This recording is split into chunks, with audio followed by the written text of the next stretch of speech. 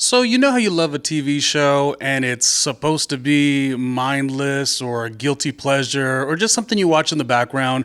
It's been fun. And that's basically how the TV show on Bravo, the reality show, The Real Housewives, across all the franchises has generally been.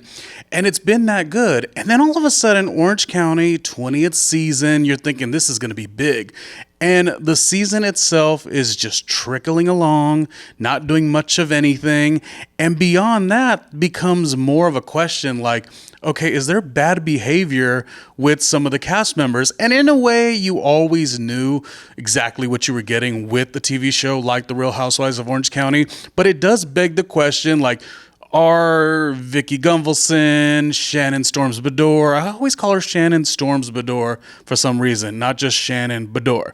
Shannon Beador, there is the door. Nonetheless, are they rude or are they doing exactly what they are supposed to do, which is be too real? Like it's about being real on a reality TV show, but then the behavior just continues to be frustrating and in times where like everything is a bit difficult, the energy of being spoiled doesn't necessarily make sense. But Vicki seems to have a little bit of that, and Shannon definitely is the most when it comes to the Real Housewives of Orange County. So the cast itself, Real Housewives of Orange County, are they rude or are they too real? Now that's not for everybody.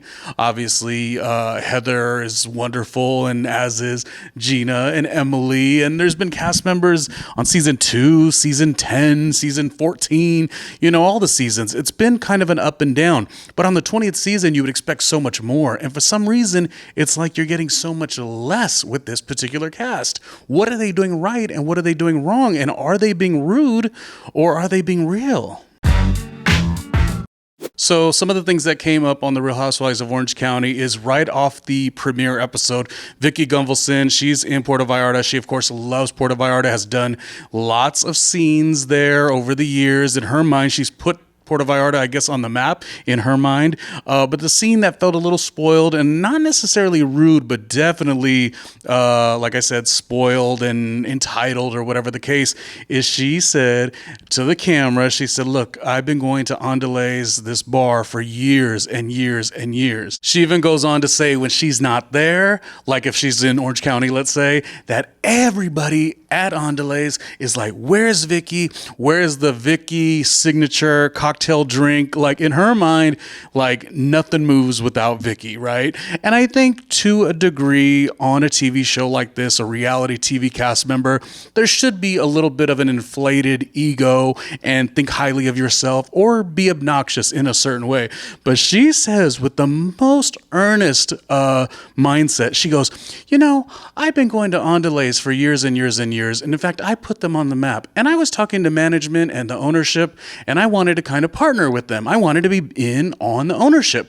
And they said, no, thank you. You're not needed. And she said with the most complete conviction and ego that you would ever have, she says, well, I put Andale's on the map. And while there is definitely a marketing sensibility, like if a restaurant or an establishment welcomes you, you can also have an expectation that they have to give back to you in a certain way. Like it's kind of like doing a favor for somebody and then saying, well, I did that for you. And then you get resentful about it later. If Andale's was there in Puerto Vallarta before Vicki, it's going to be there after Vicki. Should they roll out the red carpet for her? Yeah, I assume so. But to have that expectation is just a bit wild. Now, Shannon's is a little bit more because Shannon says she's doing the interview on the Jamie Kennedy podcast, and she is saying that she would always do these epic, huge TV reality show scenes that got a lot of attention for the restaurant in Orange County, The Quiet Woman.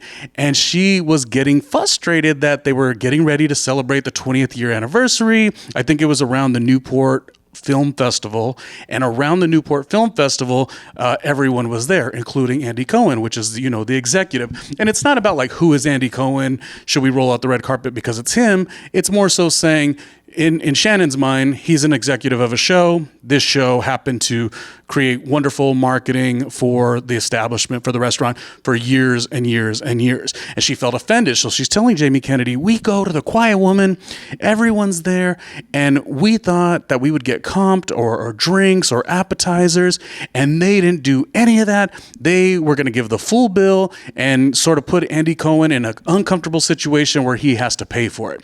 This is what she's saying to Jamie Kennedy. And I mean, first of all, like, he's probably paying for it with the company card, so it's not really an issue to begin with.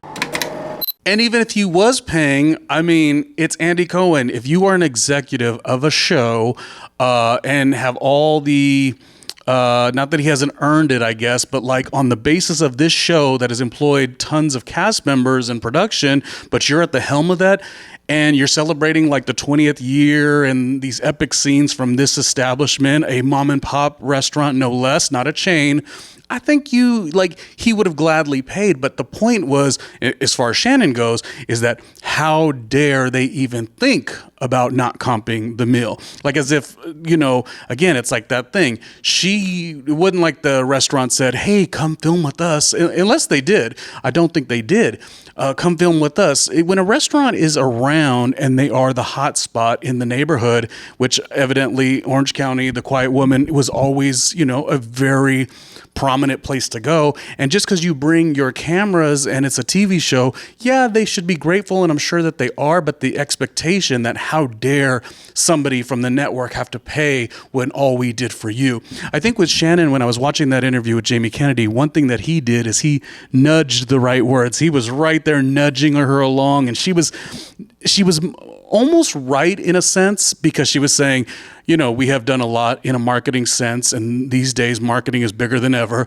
That she made a lot of sense, but her delivery is where I think Jamie Kennedy, of course, pushed her along and nudged her to say these things. But I think her explanation is what really brought out sort of a really uncomfortable side of her, where you do kind of see that balance between, if there's a cast member, I think they should have that self-worth and they should have that like ownership of value. Like, sometimes you do have to stand for yourself. But when you start talking about yourself or Andy Cohen or the TV show, like, we did all this for you, and it's just like one of those things. It's like she's a lady that's on a TV show. She's not like, she's not a medical professional. She didn't cure cancer. She's not a talented, singer, or, somebody who has a wonderful talent or a skill set. She's literally a woman on a TV show who brought the TV show to act with bad behavior, and therefore we all laughed and liked it, or whatever the case. It is supposed to be mindless in that way. And to make it anything bigger, it is a little bit, I think, I struggle with the sentence, but I think it is a self-inflated ego that Shannon Beador, coming from season 9 into season 20, like, she's might be drinking the Kool-Aid in terms of how big or how important she is. She's lovely on the show for sure, but this might be a moment where she has to redefine and redirect as to what her I don't want to say storyline or brand is, but like, maybe she's just a little bit lost. She's older now. She's empty nest syndrome type situation, where it's kind of like, where is her happiness? And it seems like the grumpiness is shining through a little bit more. All in all, I think it is a difficult show to do, or difficult to be, in Shannon's case, in the public space for so long, because what ends up happening is, I think this is just me thinking for like a Vicki or a Shannon, in terms of why, when they get a wonderful critique that could actually be beneficial, like, hey, maybe tone it down. Maybe you don't have to say disparaging remarks over a restaurant, an establishment that isn't a chain that's trying to do their own thing. And by you saying negative things, like, that doesn't help their business. Maybe you could tone it down. I think what happens, this is something to think about.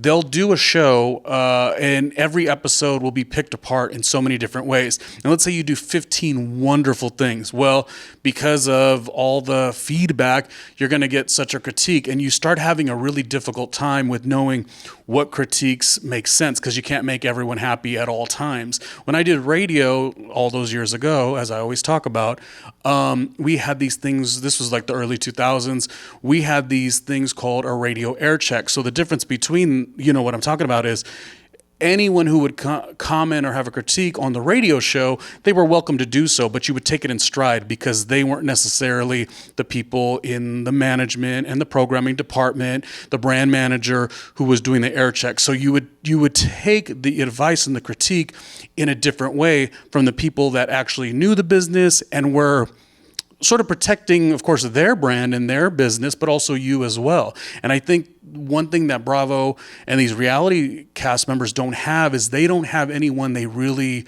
can trust, or even not about trusting, but even like they don't have the right people to like, wait, maybe was I out of line? Because they're getting it from so many different angles, even when they do great stuff. So what they need is like people around to say, well, that's worth exploring. And I feel like you end up becoming hardened in a certain way, like a Vicki or a Shannon, where you're like, almost like kiss my ass, because you're getting critiqued, even if you go, do something beautiful and charitable and lovingly, you've like done it wrong to somebody, because someone always has an opinion. So I think you have to have that difference. And I don't feel that Bravo or the production company or the network like comes to the ladies and kind of pulls them back, because if you did that, then that bad behavior, which makes good, compelling TV, it kind of stops. So in one way, like I said, when I did radio, we had that ability where like at the end of the day, they cared about how we did radio. They cared about how we represented the radio station. Whereas because a reality show is all about mess in some ways, who's going to really ever come to a cast member and say, hey, we got to really watch that? They're kind of like, let the camera go and let's get more footage and let's get more compelling TV. So I think it's very important for Shannon to like be around the right people, like her daughters or her best friends, maybe people that are staunchly in the business, or maybe people who are completely out of it, to know when to step in and say, what you said, that was pretty lame. Like that was actually on the rude side. But anyways, Real Housewives of Orange County, it doesn't seem to have a boom that they thought that it would, but it's a long season and there's a lot of off-camera antics for sure. There's a lot of behind-the-scenes stuff that always comes along. Vicki with her daughter and her son and all of the stuff, and how she always feels about being an empty nester herself. It's like always so much. I think the show will do good. 20 seasons is incredible, but it's not hitting as hard as I think they expected it to. There's like a lot more like rude behavior, I guess, than real, keeping it real. Like I want to have a side of me too, where you could look on the other side of things and say, well, if you make a show that's supposed to be fun and a little all over the place and messy and reality TV form, like you also can't then expect like, okay, you don't want your cast members or the network to have the cast members walk on eggshells either, because then you'll never reach that peak of fun. Like specifically thinking about it like this, is it bad behavior when Vicki screamed like, do you know who I am? And I don't want to go in a family van. Like, can you believe it? And she's yelling. These are the scenes, Teresa on Jersey flipping a table. These are the scenes that are essentially bad behavior that were like really celebrated because it was mindless and it was fun. And you just have to keep that in mind too. So I feel like every cast member who's doing the show, yeah, they get a ton of money, but it is hard, I think, to balance a lot of this stuff. And sometimes you have to take a beat, and you're just going constantly. And I think essentially at the end of the day, the Real Housewives or BravoTV or reality TV in that matter is gonna find its footing. It's just sometimes you do the same type of show and you have to adapt in certain ways, and they're not really adapting. But I think Orange County is great in general. Heather is always so fun, and they want to put her in the box of being pretentious. It's a good show. Tamra, found ways to get under your skin and then have variety and duality to her from the beginning when she started to now. It's pretty cool, and it goes to a time too. It makes you think of like, gosh, where and how different things were when this show was a mindless, silly reality show that had a bunch of cast members having a great time and trying to figure it out post a certain age. A lot of them, even me, I'm in my 40s. It's great to see Vicki. Is she over 65 years old now? Like, you just don't get to always see that experience and some of the things she's trepid about and nervous about and happy about, and her relationship with her kids. It's all pretty interesting. And so maybe the show could make some changes and some adjustments, but it was just the question, like Vicki's comments, Shannon Beador's comments. Oh, and then Shannon also got mad at Heather McDonald because Heather McDonald was like making fun of her in a way, but it was still just funny and mindless. And then she took it very defensively. It was basically saying that Shannon is staging a lot of her like goofy, this is Shannon and I'm falling on the ground. I'm so silly. And it was just jokingly, that was it. And it was saying essentially there was no storyline. And Shannon took such a grumpy energy to that too. So I feel like maybe Shannon could use all of this and say, I am a woman of a certain age. It's hard to age, obviously. She's empty nest syndrome. Her daughters are living the greatest parts of their lives, and she's trying to like figure out and find herself. There was the season where she would talk about her weight and, her looks and stuff like that. Me in my late 40s or mid 40s, like I'll look in the mirror and I'll be like, I keep trying to eat nothing but, cucumbers and little like, avocado salads. And yet you just look weathered because you just get a little older. And even that's difficult to do it in the mindset of like Shannon doing it on camera, doing it for a TV show, high definition. That could be her brand. I think she's been trying to do something and give the audience something that at this point she is not. But yeah, Real Housewives of Orange County, what do you think of the show? Is it 20 seasons and it's time to wrap it up, or do they have 20 more seasons to go?